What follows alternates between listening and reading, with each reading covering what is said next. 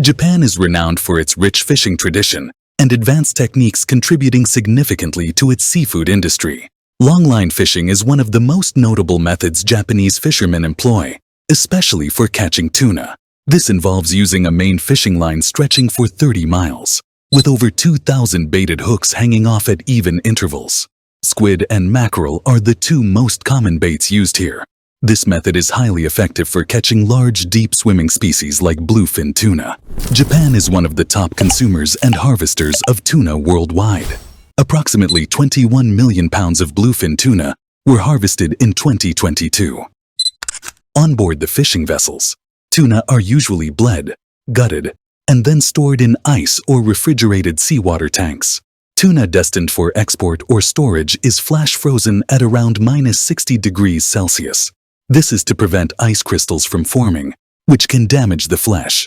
A high-grade bluefin tuna might be worth thousands of dollars, so anglers take great care to ensure minimal bruising for highly priced sushi and sashimi. After being landed at ports, tunas are then taken to markets for auction. The most famous of these is the Toyosu market in Tokyo. At these auctions, tuna are meticulously inspected and graded based on size, color, fat content, and overall quality. In 2019, a 276-kilogram bluefin tuna was sold at about $3.1 million. Japan's catch of skipjack tuna was around 661.3 million tons in 2022. This species is commonly used in canned tuna and katsuobushi, or dried bonito flakes. On this Japanese pole-and-line fishing boat, fishers stand in a row, each with a pole, rapidly hooking and hauling in tuna. As the name suggests, this traditional method involves fishers using poles and lines, each equipped with a single hook.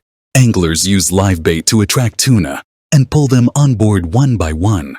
Though it may look like a lot of effort, each person can catch more than 661 pounds of skipjack and yellowfin tuna in an hour.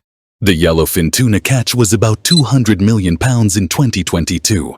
Mainly used for both fresh consumption and canning. Squid is a popular ingredient in various Japanese dishes, such as the famous grilled squid street food. The export market is also significant, with Japan exporting over 340,000 pounds of squid to countries like China, South Korea, and the US. Jigging is the most common method for catching squid. It involves using lines with multiple jigs or lures that mimic small fish or other prey. These jigs are equipped with barbless hooks, designed to snag the squid's tentacles.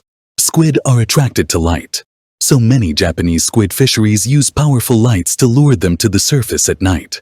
Jigging can be done manually or with mechanized jigging machines, which are more efficient for commercial purposes.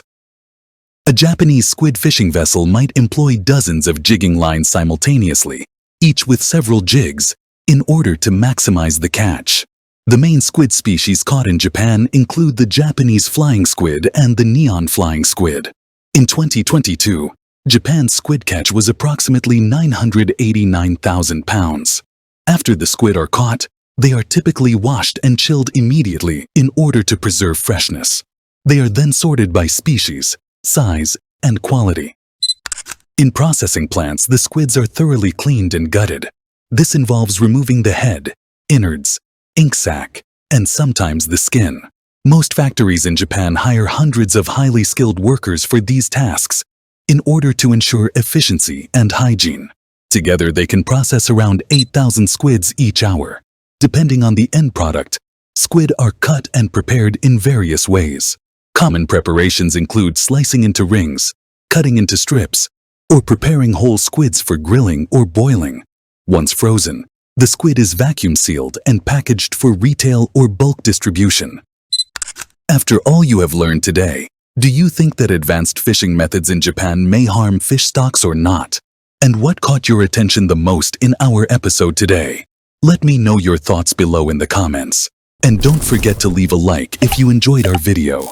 See you very soon with a new episode.